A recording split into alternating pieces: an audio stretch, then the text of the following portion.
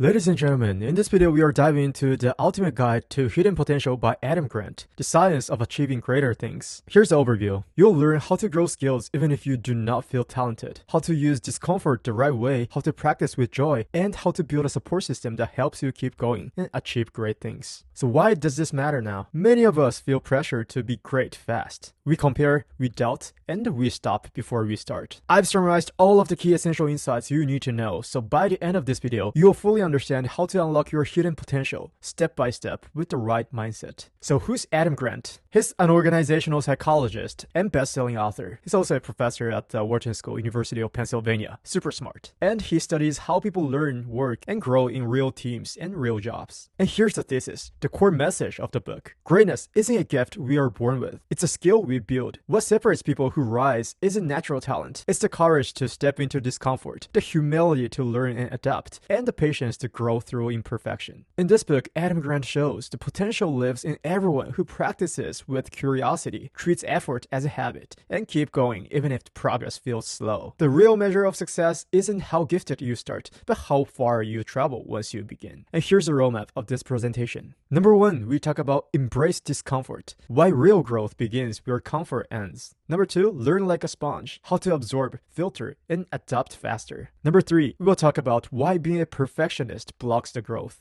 And number 4, make practice playful. Turn practice into play so you do not burn out. And number 5, find growth in Detour. Use detours and small wins to restart progress. Last but not least, number 6, lift others to rise higher. Lift others, coach others, and rise together. Let's dive into it. Embrace discomfort. The core idea here is that the growth begins where comfort ends. Comfort is a paradox. We want to feel comfortable before we use a new skill, but we only feel comfortable after we use it many times. For example, Sarah Maria's husband started speaking foreign language from day 1. She mispronounced words and mixed grammar in real conversations. It felt super awkward at first. But because she started speaking before she felt completely ready, her fluency sped up, and the real mistakes gave her real feedback, and she learned to speak 10 languages in total. The lesson here is that do not wait to be ready. Use the skill while you learn it. Make more early mistakes. Many people think learning means preventing mistakes, avoiding it. But early mistakes actually help you remember better. For example, in some studies, students who guessed wrong before seeing the right answer did better on later tests than students who only read the right answer. Guessing first built stronger memory, and the brain marked the correction as important. The lesson here is that aim to increase smart mistakes at the start, so you will make fewer mistakes later. And learned industriousness is important. What does it even mean? When your effort gets praised, effort starts to feel rewarding by itself. For example, a language learner who counts every awkward conversation they start begins to enjoy the challenge itself. And if you have this kind of mindset, you start to seek effort, not avoid it. You'll naturally practice more and the results follow.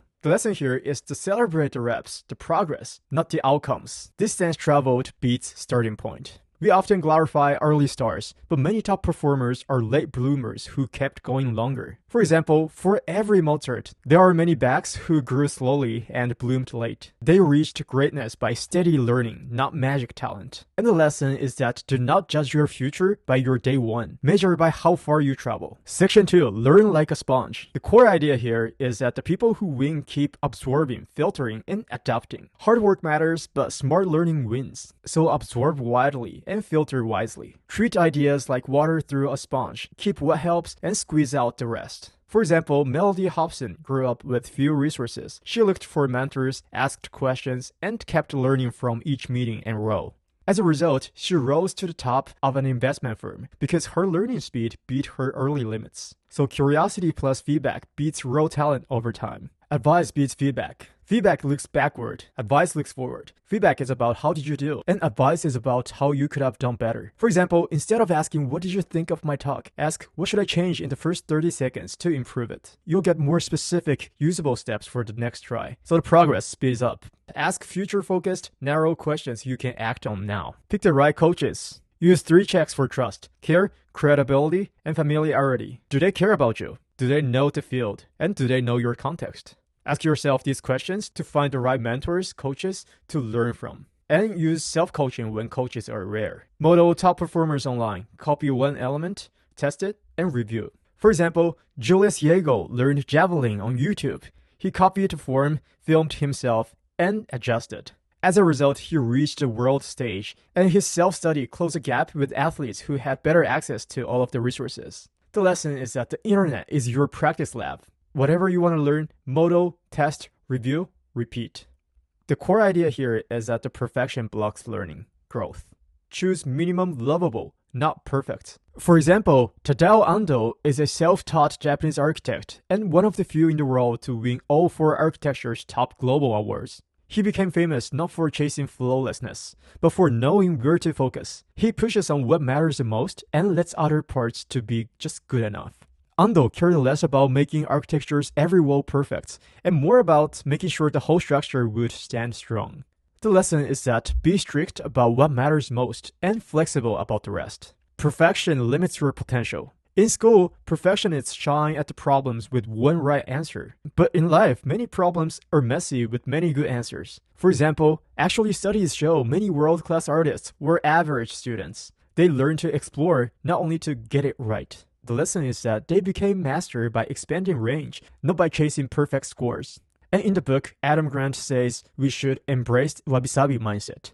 What is that? Wabi-sabi is a Japanese mindset that honors beauty in imperfection. It is not about adding flaws. It is about accepting that the flaws will exist. So if we want to achieve great things, we should set clear and challenging goals and start taking action right now, embracing imperfection. An important thing to remember is that the people judge by peaks, not slips. One bad dish does not make you a bad chef. One weak video does not define your channel. For example, even great athletes have off days, and we judge them by their best moments. So what does it mean? You can take risks without worrying about one miss will ruin your reputation. That's not the end of the world. So give yourself the same grace you give others. Protect your standards from other people's approval. Chasing praise hurts well-being and learning, because external validation is a bottomless pit. For example, across many studies, people who focus on popularity and looks feel worse over time than those who focus on growth and connection. So we should only use the outside scores as tools, not as your identity, something that defines you. Section 4, make practice playful. The core idea here is that if we want to get really good at something, we should turn practice into play. That's because joy keeps you going long enough to become great. Here's an important concept mentioned in the book, harmonious passion. Harmonious passion beats obsession. Obsession says, I should practice. But harmonious passion says, I want to practice. For example, Evelyn Glennie, a deaf musician, used vibration to feel sound. She built short, focused practice she enjoyed, and practiced for the long term. As a result, she reached world-class performance and stayed in love with her craft. What can we learn? Make practice sessions short, clear, and fun to repeat. We can apply it to whatever skills we are practicing or the work we are doing. Deliberate play is the key. Deliberate play blends focused learning with fun. It is not a cheap trick like a leaderboard. You redesign the drill, the practice session itself, so it is both enjoyable and useful. For example, Stephen Curry's trainer used quick targets, time limits, and instant feedback so drills feel like games. And of course, everyone knows what he achieved later. Listen, break complex skills into smaller parts and turn each part into a simple game you can win and then raise the level. To make the progress enjoyable, taking break is crucial because breaks fuel growth. Short breaks reduce fatigue, boost ideas, and deepen our memory. For example, a 10-minute break after learning can raise recall by 10 to 30%. You remember more with less total time, counterintuitively. So the lesson is that the rest is not time off. Rest is part of the set. Section 5, find growth in Detour. The core idea here is that the progress is not a straight line. You often need a small retreat to find a better path. And plateaus do not mean you peaked. A rut is a signal, not a sentence. Skills often dip before they rise again. For example, across tasks like Tetris, golf, and memory, people often get worse before they got better because they were switching methods. The lesson is that regress to progress. Do not fear the small dip that comes with a new approach. Use a compass, then find guides. A compass gives direction, not a map. Start moving toward what matters. Then seek mentors with different strengths and steal the lessons that fit you. For example, J.K. Rowling was rejected by 12 publishers but used each no to refine her story. As a result, the same book, Harry Potter, became a global phenomenon, as you know. Lesson: don't copy one guide, collect insights from many, and shape your own path. Small wins restart momentum. When you feel stuck, Don't wait for motivation. Create it. Do one tiny thing that proves you are still moving. For example, write one sentence, do one rep, or go out and run for 1 minute. The small actions break the freeze and remind your brain you're capable again. So the momentum isn't found. Action sparks motivation, not the other way around, actually. And loops beat straight lines. The progress rarely climbs in a perfect line, and most of the time the best paths curves, pause, and sometimes loop backward before reaching higher peaks. Like mountain climbing, you know? So in the short run, loops might feel slow, but in the long run, they get you further than any other shortcut. Section 6. Lift others to rise higher. The core idea is that you rise higher, achieve more when you lift others. Coaching others builds your own confidence and grit. The coach effect. It's about helping others through the same struggle, reminds you that you can handle it too. For example, in studies, students who gave advice to younger students raised their own grades and stuck with hard work longer. When you try to teach someone, you get better at it. So when you feel stuck, coach someone, teach someone who is one step behind you. Be a giver, not only a receiver. People trying to save money, lose weight, or find jobs get more motivated after giving advice than after getting advice. The reason is that they took more action because they believed in their own guidance, and they become more confident. So listen to the advice you give others. It is usually the advice you need yourself. And lifting others lights our own way. When people count on us, we find energy we did not know we had.